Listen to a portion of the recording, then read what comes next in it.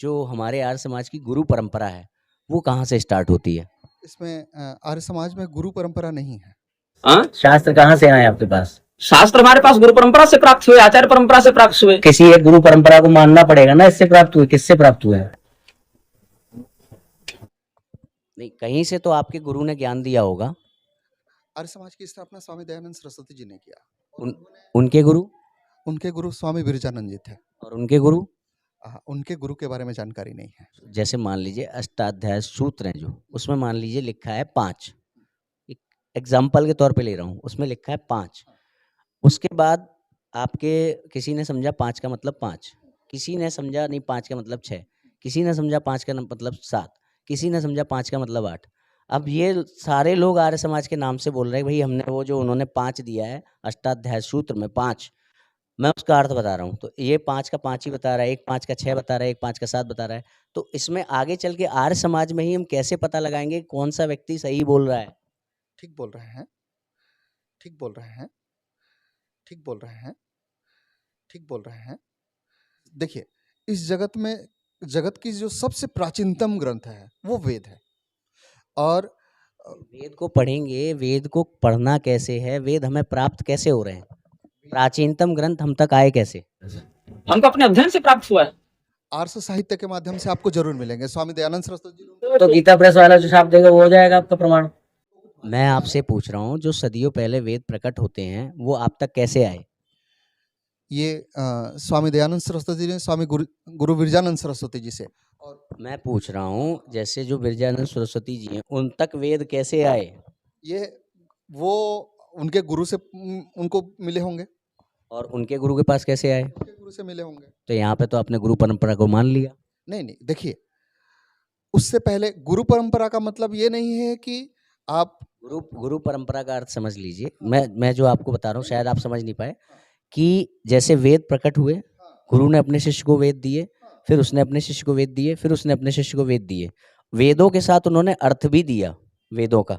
ऐसा नहीं कि सिर्फ मंत्र दे दिए बोलो बस, उसका अर्थ भी दिया, विस्तार भी किया। समय समय पर आकर के लोगों ने वेद पर भाष्य भी किया, जैसे कि सायन भाष्य, सबसे पुराना भाष्य जो हमें मिल रहा है वो सायन भाष्य। तो वो हमारा गुरु परंपरा से आया। प्रश्न दिक्कत वाला ये है कि जिससे तुमको वेद मंत्र मिला उसके अर्थ पर यदि तुम्हें विश्वास नहीं है तो उसके मंत्र पर तुम्हें विश्वास कैसे?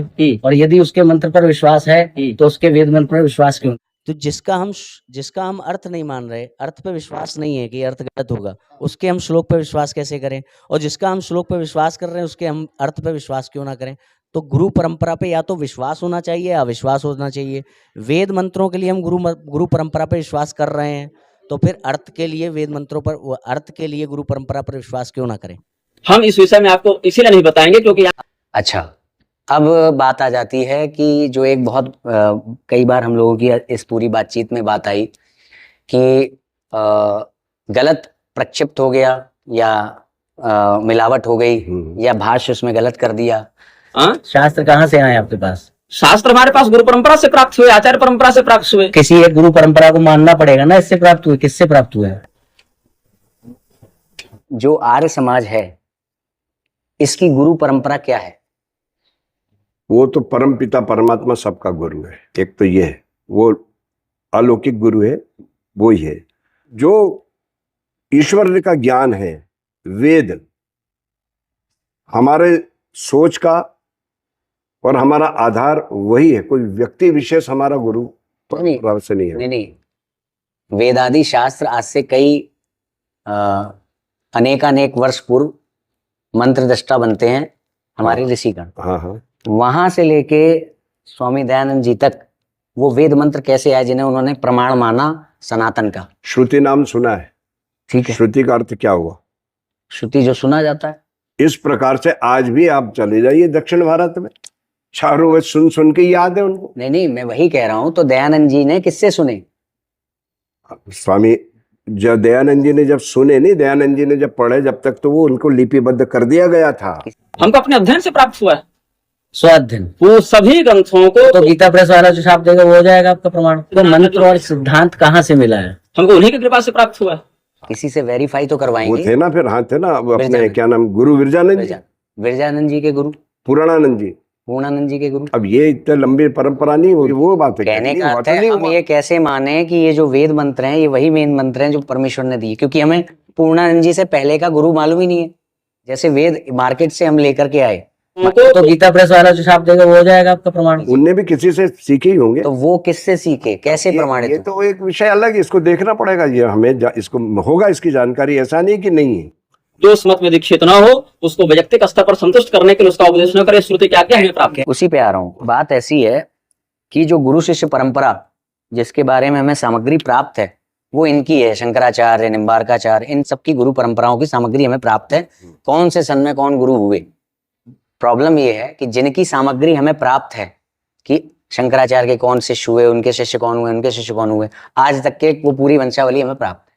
अब हमें अगर पूर्णानंद जी, अगर मैं ये नहीं कह रहा कि नहीं है, वो आप देंगे तो मिल जाएगी। अगर पूर्णानंद जी के गुरु के बारे में हमें नहीं पता और हम ये कह रहे हैं कि ये जो वेद मंत्र हैं, जो वेद मंत्र शंकराचार्य जी की गुरु परंपरा के द्वारा यहाँ तक आ रहे हैं, तो वेद मंत्रों का अर्थ तो हम मान रहे हैं, अर्थ अपना दे रहे हैं और वेद मंत्र उनके मान ले रहे हैं, उनके द्वारा दिए हुए। अब बात ऐसी है, यदि शंकराचार्य परंपरा या निम्बार्काचार्य परंपरा या रामानुजाचार्य परंपरा, गुरु शिष्य परंपरा जिसकी वंशावली हमें प्राप्त है, वो आपको गलत अर्थ दे रही है, क्योंकि उनके अर्थों को हमने नहीं माना, शायन के अर्थ को आर्य समाज ने नहीं माना, तो शायनाचार्य के अर्थ को जब हम नहीं मान रहे हैं तो उनकी ही परंपरा के द्वारा आने वाले वेद मंत्रों को हम कैसे विश्वास कर ले रहे हैं कि वही वेद मंत्र हैं जो ईश्वर के हैं। तो कैसे करेंगे आप? उन्हीं शब्द प्रमाणों से सिद्ध वो करेंगे। शब्द प्रमाण आपके पास आए कैसे जब उन शब्द प्रमाणों को देने वाले पर आपका भरोसा नहीं है? ये पहला प्रश्न आप कर रहे हैं, मेरे ख्याल से आज तक दुनिया में किसी ने ये किया नहीं था। अगर हम गुरु के बिना शास्त्र को लेंगे तो शास्त्रीय प्रामाणिकता कहाँ से आएगी? अब लास्ट है कि जैसे मैंने कुछ आपको कोट किए कि वेदों में ये दिया है या उपनिषदों में ये दिया है, तो आपने कहा कि आपने गलत वो किसी और का भाष्य पढ़ लिया, गलत भाष्य पढ़ लिया है। तो इसमें बात ये आती है कि आर्य समाज की गुरु परंपरा क्या है? शास्त्र कहाँ से आए आपके पास? शास्त्र हमारे पास गुरु परंपरा से प्राप्त हुए, आचार्य परंपरा से प्राप्त हुए। किसी एक गुरु परंपरा को मानना पड़ेगा ना, इससे प्राप्त हुए, किससे प्राप्त हुए?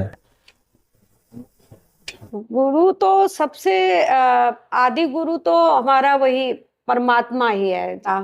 और उसके बाद जो हमें इधर से थोड़ा सा सैद्धांतिक रूप से जो ज्ञान दिया व्यवहारिक वो हमारे गुरु महर्षि दयानंद सरस्वती। नहीं, इधर से गुरु परंपरा थोड़ी सी बताइए कि परंपरा वहां तक कैसे जाती, ऋषियों तक, जैसे दयानंद सरस्वती जी, फिर उनके गुरु विरजानंद, फिर उनके गुरु कौन, फिर उनके थोड़ा पीछे ऐसे।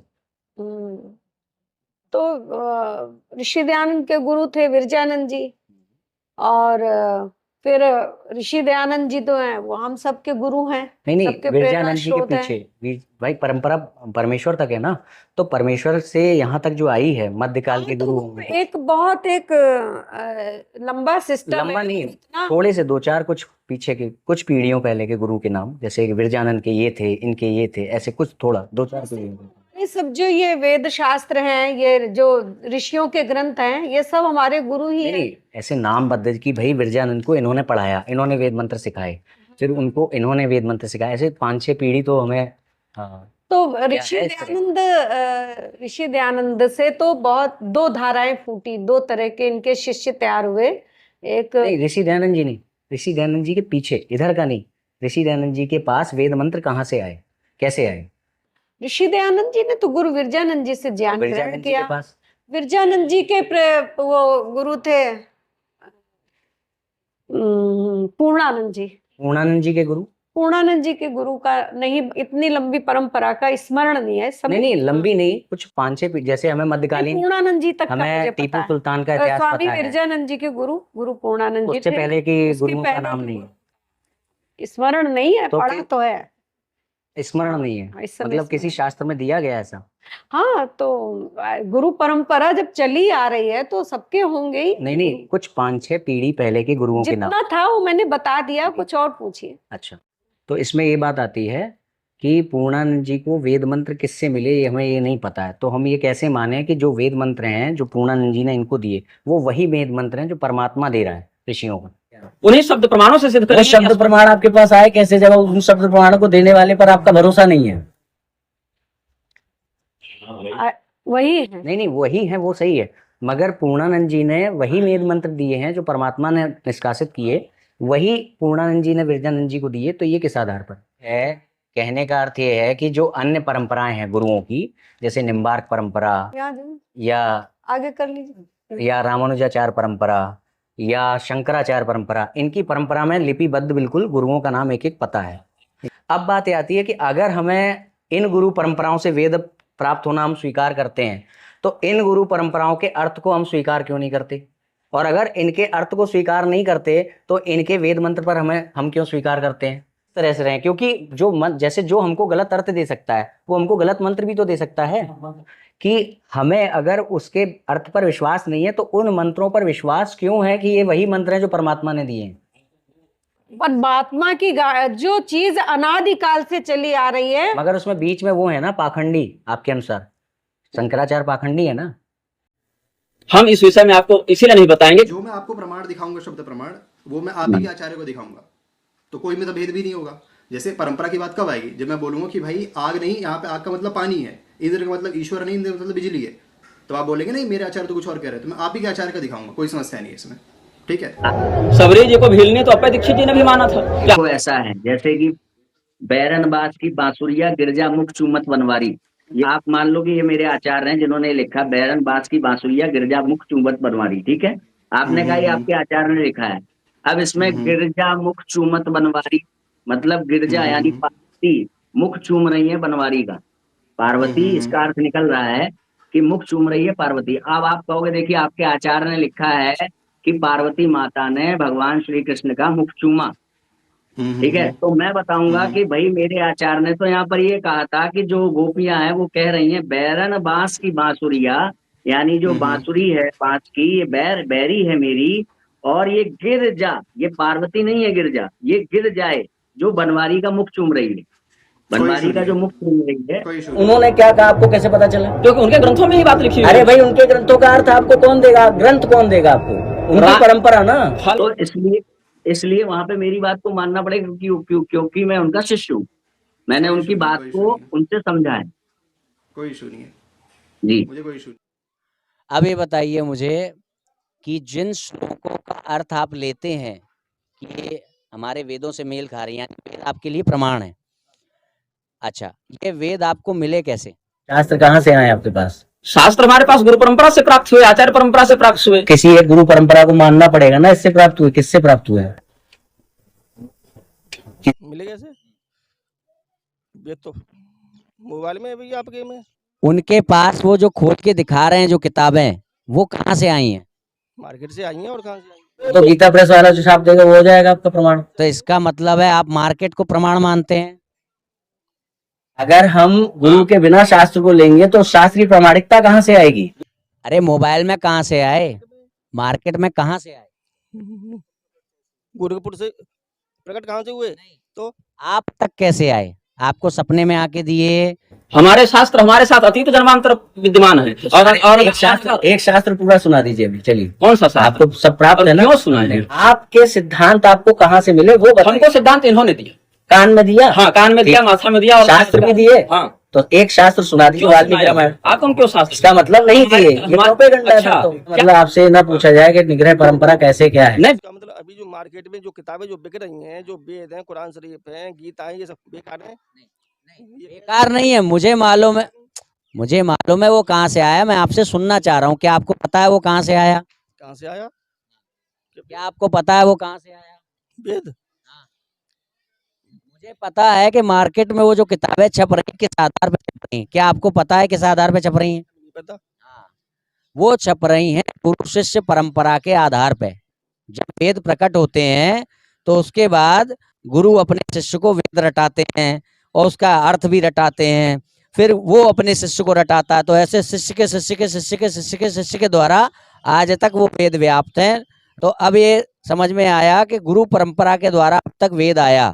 मेरा कहने का मतलब ये है, सुनिए मैं जो कहना चाह रहा हूँ, मैं वही मैं कह रहा हूँ। देखिए वो जो खोल के दिखा रहे हैं, वो जहां से श्लोक आए हैं वहीं से अर्थ भी आया है।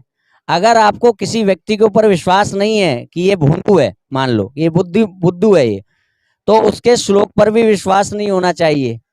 बुद्धू है, गलत श्लोक बता सकता है ना, और अगर उसके श्लोक पर विश्वास है तो उसके अर्थ पर भी विश्वास होना चाहिए, मगर आप श्लोक उससे ले रहे हो, अर्थ अपना दे रहे हो। अब सुनिए, मैं ये कह रहा था कि आपके रामपाल जी को वेदों के सारे मंत्र याद हैं क्या? विद्यमान है। और एक शास्त्र पूरा सुना दीजिए अभी, चलिए। कौन सा शास्त्र? आपको सब प्राप्त है ना? क्यों सुनाए? हम आपको क्यों? वो कहाँ तो है? वही मैं कह रहा हूँ, हाँ जी, हाँ जी। जो गीता और वेद हैं वो हमारे पास तक कैसे आए? क्योंकि वो आज से 2 अरब वर्ष पूर्व या आपके अनुसार 5000 साल 5000 वर्ष पूर्व का सृष्टि है। हाँ। और 5000 साल में वो क्वेश्चन दूसरा है। हाँ जी, हाँ जी। कि जो वेद हैं वो आज से 5000 साल पहले आए आपके अनुसार। हाँ जी, हाँ जी। और हमारे अनुसार 2 अरब वर्ष पूर्व हाँ, आए, आपके ठीक है। अनुसार। तो जो 5000 वर्ष पूर्व जो वेद आते हैं, प्रकट होते हैं, जो भी है, हम कह रहे हैं कि आज के समय में जो उसका अर्थ कर रहे हैं उसको अनर्थ कर दिया है, गलत हाँ, कर दिया है। आज वही कर दिया। तो वो जो वेद के मंत्र हैं और वो जो वेद गीता के श्लोक हैं वो हमारे पास तक, आपके पास तक कैसे आए हैं? 5000 वर्ष से यहाँ तक कैसे आए वो? कैसे आए? हाँ। देखो, जब हमारे ज्ञान के अनुसार, जैसे अभी मैंने वीरेंद्र देव दीक्षित जी का नाम लिया, उन्होंने पूरा उसको तो ग्रहण वो किया। कौन व्यक्ति था जिसने लिया वहाँ पे 5000 साल पहले? वेद व्यास। वेद व्यास जी। हाँ, फिर तो उनसे फिर गद्दियाँ चल जाती है ना। फिर वो गद्दी के कौन सी थी, क्या अब नाम था? इतना मेरे को नहीं, आप सभी शास्त्रीयता पूछी जा रही है आपकी परंपरा के लिए, तो उसमें आप सारी बातें बता रहे हैं, उसकी प्रामाणिकता के विषय में आप कह रहे हैं कि नहीं बताएंगे हम। समझे नहीं, मैंने ये प्रश्न क्यों किया, मैं इसको क्लियर करूं। बात ये है कि हमको गीता वेद पुराण प्राप्त होते हैं परंपरा से, गुरु शिष्य परंपरा चलती वो तो थी। चलती है। मुंडकोपनिषद में 1 से लेके 4 तक बताया गया है। वो तो हर चीज की परंपरा है। मुंडकोपनिषद में 1 से लेके 4 तक ये बताया गया है कि मेरे ये गुरु थे, मेरे ये गुरु थे, ऐसे करके विद्या मुझ तक आई है। भगवत गीता में भी 4:2-3:16 में परंपरा की बात कही है भगवान ने, कि ज्ञान जो है परंपरा से प्राप्त हो रहा है। अच्छा, वेद के जो मंत्र होते हैं ना, उसका अर्थ करने के लिए हमको नॉर्मल डिक्शनरी नहीं चाहिए होती है। हाँ। एक डिक्शनरी है निरुक्त, नाम सुना है? नहीं, मैंने नहीं निरुक्त, सुना, क्योंकि हाँ, उतना अब हम गृहस्थी है। मैं बता रहा हाँ जी, हाँ हूँ। जी। निरुक्त जो पढ़ा है होगा, सही। उसको, निरुक्त को रचने वाले उसके रचनाकार हैं यास्काचार्य, आचार्य यास्क। जी। तो वो भी उसमें कहते हैं कि श्रुति परंपरा से ही ज्ञान प्राप्त होता है। यानी कि हमारे पास जो वेद के मंत्र आ रहे हैं वो श्रुति परंपरा से आ रहे हैं। अगर परंपरा नहीं है तो वेद के मंत्र भी नहीं हैं। अगर परंपरा है तो वेद के मंत्र हैं, गीता के श्लोक हैं। तो कहने का तात्पर्य ये है कि जैसे मान लीजिए कि हमको परंपरा से, अब वो परंपरा शंकराचार्य, रामानुजाचार्य, मध्वाचार्य इत्यादि के रूप में आज भी है, आपको गीता का अर्थ बताने के लिए, वेद का अर्थ बताने के लिए। अब दिक्कत क्या है कि अगर हम ये कह देते हैं कि उन्होंने अर्थ को बदल दिया है, ठीक है, तो हमें वेद के मंत्र किससे मिल रहे हैं? उन्हीं से मिल रहे हैं। गीता के श्लोक किससे मिल रहे हैं? उन्हीं से मिल रहे हैं। तो अगर हम ये कहते हैं कि उन्होंने अर्थ को बदल दिया है, तो अगर हमें उन पर विश्वास नहीं है, तो फिर हम ये कैसे विश्वास करें कि ये जो वेद के मंत्र हैं ये वही मंत्र हैं जो भगवान ने दिए थे 5000 साल पहले? या तो विश्वास करना पड़ेगा, तो पूरा करना पड़ेगा। शब्द कैसे करेंगे आप? उन्हीं शब्द प्रमाणों से सिद्ध वो करेंगे। शब्द प्रमाण आपके पास आए कैसे जब उन शब्द प्रमाणों को देने वाले पर आपका भरोसा नहीं है? किसने? कि भैया परंपरा से, गीता प्रेस तो हमारी कोई धर्माचार्य है नहीं। गीता प्रेस या फिर चौखंबा, ये सब कोई हमारे धर्माचार्य नहीं है। हमारे जो धर्माचार्य होते हैं वो गुरु शिष्य परंपरा से मंत्रों को लेके आए हैं। तो अगर हम ये कह देंगे कि हमें इन पर भरोसा नहीं है, हम तो अपना अर्थ करेंगे, हम अपना अर्थ करेंगे, या फिर हमारे पास कोई दिव्य, एक मिनट, या फिर हमारे पास कोई दिव्य शक्ति आ रही है, हम उसका अर्थ मानेंगे और श्लोक लेंगे इनसे, मंत्र लेंगे इनसे और अर्थ लेंगे इनसे। तो अगर इस पे हमें भरोसा नहीं, जिससे हम मंत्र ले रहे हैं या अर्थ ले रहे हैं, तो उनके मंत्रों पर भी हमें भरोसा, उसके अर्थ पर हमें अगर भरोसा नहीं है तो उनके मंत्रों पर भी हमारा भरोसा करना सिद्ध नहीं हो। जैसे एक हिस्ट्री नहीं है, आपने कहा 2500 की है। मैं तो वो वेदों को तो मान रहा हूँ, मगर उसका जो अर्थ है ना, तो शुरुआत में आपका मानना सिद्ध नहीं होता ना। जैसे मैंने कहा कि मैं जो है क्या कहते हैं, ये आपने लिखा है आध्यात्मिक विश्वविद्यालय, मैं आध्यात्मिक विश्वविद्यालय को तो मान रहा हूँ, आपने लिखा है, अच्छा लिखा है, मगर इसका मतलब है आध्यात्मिक विश्वविद्यालय का पागल खाना। तो फिर सही बात होगी क्या ये? तो ये थोड़ी सी दिक्कत आएगी। ये पोस्टर अगर आपने लगवाया है, ये पोस्टर अगर आपने हमें दिया है और इसके थ्रू हम इस लाइन को जान रहे हैं कि आध्यात्मिक विश्वविद्यालय, तो हमें आपके अर्थ पर भी विश्वास करना होगा, और नहीं करेंगे तो हमारा इस पोस्टर पर भी विश्वास सिद्ध नहीं होगा। आप मैं सवाल करूं मुझको आपसे? हाँ बोलिए। हाँ, नातस्स प्रतिमा अस्ति, ये जो श्लोक है ऋग्वेद का, क्या ये ऋग्वेद का श्लोक जो है ये सही है? सबरी जी को भीलने तो अप्पय दीक्षित जी ने भी माना था, क्या आप ही के पूर्वाचार्य किसको? हो गया सवाल? पहले पूछ रहा हूँ सही है क्या ये? सही है। सही है। तो इस श्लोक के अनुसार जो है उसका कोई रूप नहीं है, उसकी कोई प्रतिमा नहीं है। अब जो कोई भी उसकी प्रतिमा भाई प्रतिमा साहब मुझे बनाए, बोलने देंगे कि नहीं? नातस्य प्रतिमा अस्थि का अर्थ मैं आपको बता रहा हूँ। मैं आपको तो मैं नातस्य कंप्लीट प्रतिमा अस्थि का अर्थ बता रहा हूँ। आपको ही जवाब देना है। जवाब आपको, मैं नहीं टोकूंगा आपको, मैं आपको नहीं टोकूंगा, मैं सिर्फ अपनी बात कंप्लीट कर लूं। पूरा डिटेल बता रहा हूँ, जब कुछ बच जाए तो आप काउंटर करिएगा। मैं डिटेल बता रहा हूँ। पूरा सवाल और ऑब्जेक्शन होने दो ताकि आप आसानी से जवाब दे सकें। ठीक है? सवाल, क्योंकि आप सवाल में आप अर्थ बता रहे हैं, अर्थ मत बताइए, सवाल करिए। हाँ तो सवाल तो कर दिया, लेकिन उसके ऊपर मेरा जो वो अर्थ जो आपने जो अर्थ बताया, वो अर्थ जो आपने अर्थ बताया वो अर्थ गलत है। जो आपने अर्थ बताया वो अर्थ गलत है। तो बस मैं वही कह रहा हूँ ना, मुझे अर्थ बताने दीजिए। जब शैतान की बात आई थी आपने शैतान का अर्थ बताया, जब मलाइका की बात आई थी तो आपने मलाइका का अर्थ बताया, जब आदम की बात आई थी आपने आदम का अर्थ बताया। तो जब आप मेरे ऊपर क्लेम कर रहे हैं मेरे ग्रंथों पर, जब आप मेरे ऊपर क्लेम कर रहे हैं मेरे ग्रंथों पर, तो आप मुझे उसका अर्थ बताने देंगे ना? बताइए। हाँ बताइए। अब फिर वही बात है, उन्होंने क्या कहा आपको कैसे पता चला? क्योंकि उनके ग्रंथों में ही बात लिखी हुई है। अरे भाई उनके ग्रंथों का अर्थ आपको कौन देगा? ग्रंथ कौन देगा आपको? उनका परंपरा ना। अब पहले तो मैं अर्थ बताऊंगा, उसके बाद मेरी एक और दलील है, उसको भी आप सुनिएगा। अर्थ सुनिए। पहले आप अर्थ बताइए। हाँ अर्थ बता दो। नातस्य प्रतिमा अस्थि का जो अर्थ है, प्रतिमान से बना है। प्रतिमा किससे बना है? प्रतिमान। मान मतलब वैल्यू, मान मतलब वैल्यू। तो यहाँ पर उसने ये नहीं कहा मेरे जैसी प्रतिमा, यानी मेरी मूर्ति नहीं है कोई, यानी मेरी मूर्ति नहीं है कोई, ये बात नहीं हो रही। यहाँ कह रहे हैं मेरे जैसा मान, मेरे जैसी वैल्यू किसी की नहीं है संसार में, मेरी जैसी वैल्यू।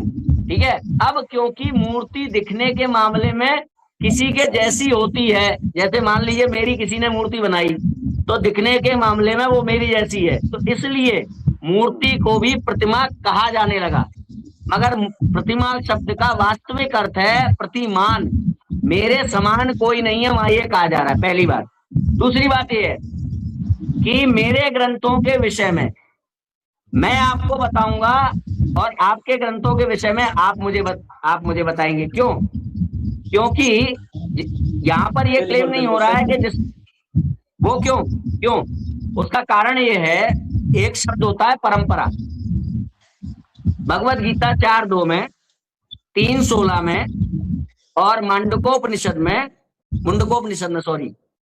1 से लेके 4 तक, पहले ही अध्याय में शायद परंपरा बताई जा रही है कि भैया ऋषियों ने वेद दिए उसको, फिर उसने दिए इस ऋषि को, फिर उसने दिए इस ऋषि को, ऐसे करके करके ऋषियों से लेकर आज तक के जो हमारे आचार्य हैं वहां तक की हमें परंपरा प्राप्त है। तो हमारे ग्रंथ का अर्थ कौन बताएगा? जिसको अपनी परंपरा से वेद प्राप्त हुआ होगा। हाँ, मैं कुरान को लेकर के ये नहीं कह सकता हूं नहीं आपकी कुरान में ये लिखा है, मैं सही बता रहा हूं। दूसरी बात यह है कि मैंने अभी तक आपकी किताब को लेकर के क्लेम ये नहीं किया कि आपकी किताब में ये लिखा है, आप ये कैसे बोल रहे हो। मैंने उसको एज इट इज माना जो आपने अपनी किताब के अनुसार बोला, क्योंकि मैं क्लेम नहीं कर सकता हूँ आपकी किताब में क्या लिखा है, मैं बताऊंगा। क्यों? क्योंकि परंपरा से वो किताब आपको पाठ आई है, मेरे पास नहीं आई है। मैंने उस चैन ऑफ नरेशन से उसका अध्ययन नहीं किया है जिससे आपने किया है। तो आपकी किताबों में क्या लिखा है क्या नहीं लिखा है, इस बात को लेकर